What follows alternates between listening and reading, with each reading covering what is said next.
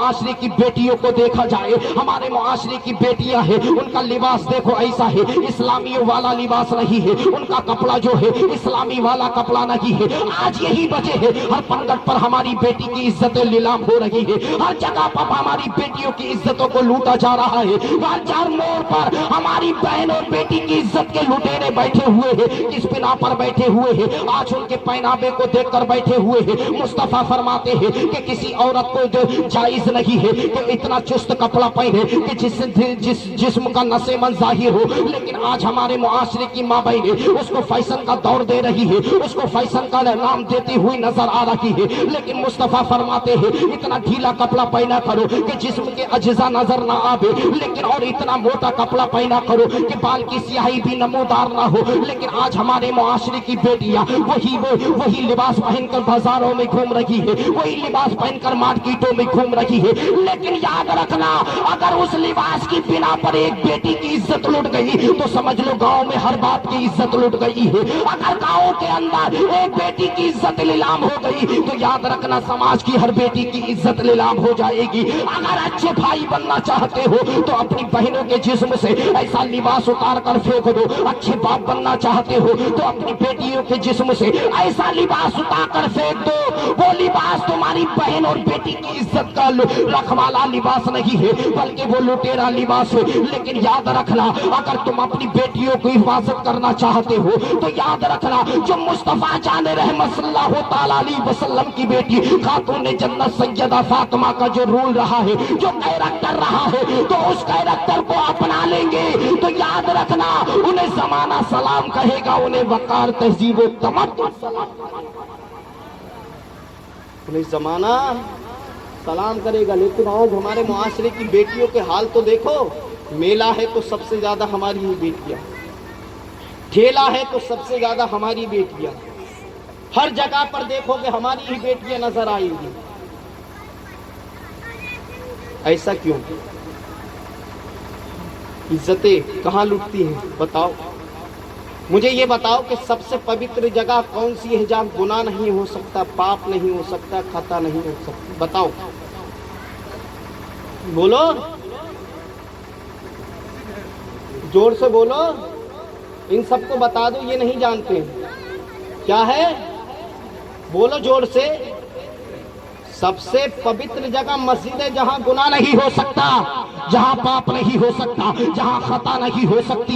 لیکن مجھے بتاؤ، جب اس معاشرے کی بیٹیوں کو اس مسجد میں بھیجنے کی اجازت نہیں ہے، اس مسجد میں جانے کی اجازت نہیں ہے، تو میرے معاشرے کی بیٹیوں کو میلے اور ٹھیلوں پر کس نے اجازت دے دی ہے؟ مارکیٹ اور بازاروں میں کس نے اجازت دے دی ہے؟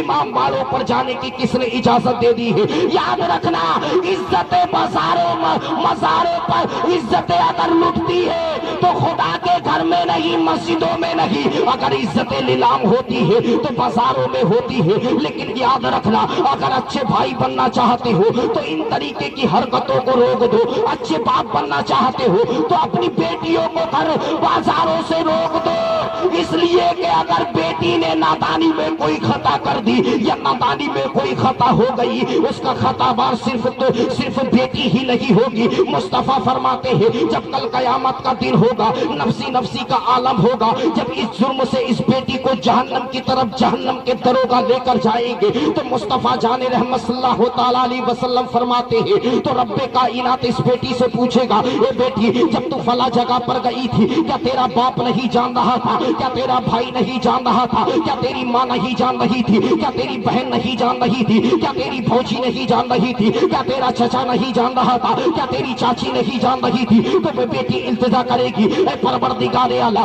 جب میں بازار جا رہی تھی یا کہیں باہر جا رہی تھی میرا باپ بھی جان رہا تھا، میرا بھائی بھی جان رہا تھا، میری بہنیں بھی جان رہی تھی، گھر کا ہر افراد جان رہا تھا۔ تو رب کائنات فرماتا ہے اے فرشتوں، जिस जगह पर इसको जहन्नम में लेकर जा रहे हो, इसी के साथ साथ इसके बाप को भी जहन्नम में ले जाओ, इसके परिवार को भी जहन्नम में ले जाओ। जब फरिश्ते पूछेंगे ये बेटी तेरा बाप कहाँ है, तेरी माँ कहाँ है, तो वो बेटी इंतजार करेगी मेरा बाप भी जन्नत के अंदर है, मेरी माँ भी जन्नत के अंदर है, मेरा भाई भी जन्नत के अंदर है, घर का हर अफराद जन्नत के अंदर है। तो रब्बे कायनात फरिश्तों को हुक्म देगा, ऐ फरिश्तों इसके परिवार को जन्नत से निकाल कर लेकर आ जाओ और जहन्नम में ले जाकर डाल दो, जहन्नम में ले जाकर डाल दो। अब खता बेटी ने करी है तो खता गवार सिर्फ बेटी नहीं है, पूरा परिवार खतावार। लेकिन हजरत 3 साल पहले एक रिवाज चला था, वो है नहीं, वो था नहीं, वो रिवाज ही था। क्या था? वो क्या था? रिवाज था, वो कुछ था नहीं। आप लोगों ने सुना होगा एक बार कटहा घूम रहा था। क्या घूम रहा था? बार कटहा घूम रहा था। कितना प्यारा नाम रखा, बार कटहा, चूटी कटवा है। तो हर बाप अपनी बेटी को नसीहत कर रहा था, बेटी बाहर मत जाना। बाल कटहा घूम रहा है, चूटी काटने वाला घूम रहा है। फेसबुक और ट्विटर्स वगैरह पर देखो, कोई बाप तो अपनी बेटी को हेलमेट बना के सुला रहा है, लॉक में बंद करके सुला रहा है। क्यों ऐसा? कि बाल ना काट ले। लेकिन मेरे मुआशरे की बेटियां जो अपने हाथों से बाल काट रही हैं, उसका कौन खतावार है? इन जुल्फों का कौन खतावार है? बताओ। माँ है या नहीं है, बाप है या नहीं है, भाई है या नहीं है? जिसको आज हम बोलते हैं, हमारे मुआशरे की बेटियां बोलती है लटे। लटे समझते हो ना? लटे जो सामने यहाँ तक लटका लेती हैं, लौंडे जैसे बाल। बताओ, ये दुखती एक रकम समाज के अंदर, जो आज जो हमारे समाज के अंदर जो चल रहा है। मुझे बताइए, जुल्फे कटाने के लिए थी? ये मार्केटों में दिखाने के लिए थी? बताओ। ये कटाने के लिए नहीं थी, ये मार्केटों में दिखाने के लिए। अल्लाह ने तुम्हारी जुल्फे इतनी लंबी नहीं रखी है। अगर इनकी जुल्फों की अहमियत पूछना है तो करबला वाले हुसैन से पूछ लो, हजरत इमाम हुसैन की बहन सैयदा ज़ैनब से पूछो कि इन जुल्फों की अहमियत क्या है, इन जुल्फों का वकार क्या है, इन जुल्फों का मर्तबा क्या है। तुमको मालूम नहीं है, जब करबला के मैदान में आका हुसैन शहीद हो गए और नौ मोहम्मद भी शहीद हो गए, अब्बास अलमबरदार भी शहीद हो गए, अली अकबर भी शहीद हो गए, अली असगर भी शहीद हो गए, कासिम भी हो गए। जब 70 नफूस कुदसिया जब शहीद हो गए हैं, तो खेमे के अंदर कोई नहीं है। एक आबिदे बीमार है जो खुद से उठकर बैठ नहीं सकते हैं, लेकिन उस लश्कर की पासबानी करने वाला कोई और नहीं था, सिर्फ सैयदा ज़ैनब थी और चंद का। लेकिन उस खेमे के अंदर कोई मर्द नहीं था। तो याद रखना, तन्हा ज़ैनुल आबिदीन थे, बीमार थे, वो कैसे पासबानी कर सकते थे? लेकिन यही सैयदा ज़ैनब है, कभी हजरत अली का कैरेक्टर लेकर है, कभी आका हुसैन का किरदार लेकर है।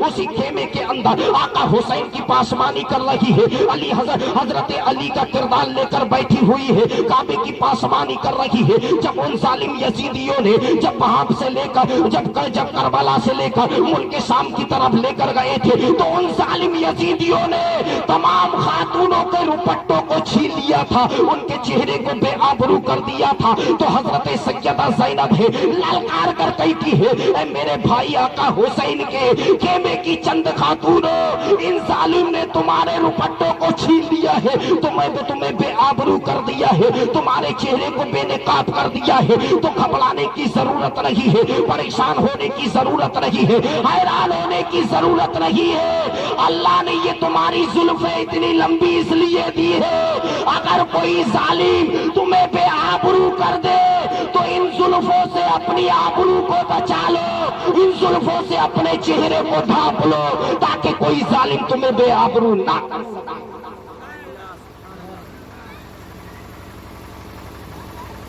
आज हम क्या कर रहे हैं? शायद कि कोई घर ऐसा बचा हो कि जिस घर में जुल्फे नहीं कटती हो। बोलते हम फूंगी काटते हैं, क्या बोलते हैं? फूंगी बढ़ते नहीं है। बताओ, फूंगी काटते हैं। अगर औरत के बाल काटने का हुक्म होता तो हज और उम्रा के लिए जाते तो सब टकला होते हैं, तो औरत को भी टकला होना चाहिए था। एक सुन्नत समझ कर صرف ایک پھنگی ہی کاٹی جاتی ہے. بولو اگر اچھے باپ بننا چاہتے ہو ان ساری حرکتوں سے روک دو, ان ساری ان گناہوں سے روک دو, کیونکہ یہ تمہاری بہن و بیٹی کو خسارے کی طرف لے جائیں گے. سیدہ زینب سے, سیدہ فاطمہ الزہرا کے لال آقا حسین سے کسی نے کہا تھا, اے بھائی حسین تمہاری ماں کی زلفیں بڑی پیاری ہیں, تمہاری ماں کی زلفیں بڑی پیاری ہے. تو آقا حسین رونے لگے. کیا کہا؟ آقا حسین رونے لگے. تو پوچھنے والے نے پوچھا, اے حسین تم کیوں رو رہے ہو؟ کہا تم کیوں رو رہے ہو؟ کہا بھیا تو نے سچ کہا ہے, میں بیٹا ہو کر اپنی ماں کی زلفیں نہ دیکھ سکا. لیکن تو نے دیکھ لیا, لیکن سچ کہا ہے. لیکن آج آقا حسین اپنی ماں کی زلفیں جیسے دیکھنے کا حق تھا نہیں دیکھے, تو آج انہی زلفوں کو آج ہماری بیٹیاں, پریوار والے کم دیکھ رہے, باہر والے زیادہ دیکھ رہے ہیں. لیکن کبھی اپنی بیٹیوں کو بے آبرو ہو کر مت بھیجنے دیں. آج اس موڑ پر ہماری بہن بیٹی کی عزت کا لٹیرا بیٹھنا کہنا مشکل ہے, کیونکہ آج وہ دور چل رہا ہے, آج وہ دور چل رہا ہے.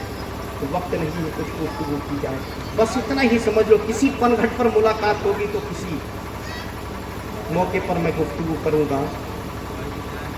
پروردگار عالم قرآن مقدس کے اندر ارشاد فرماتا ہے, لقد کان لکم فی رسول اللہ اسوۃ حسنہ. پروردگار عالم ارشاد فرماتا ہے کہ میرے محبوب, اے میرے بندو, میرے محبوب کی زندگی تمہارے لیے آئی ہے.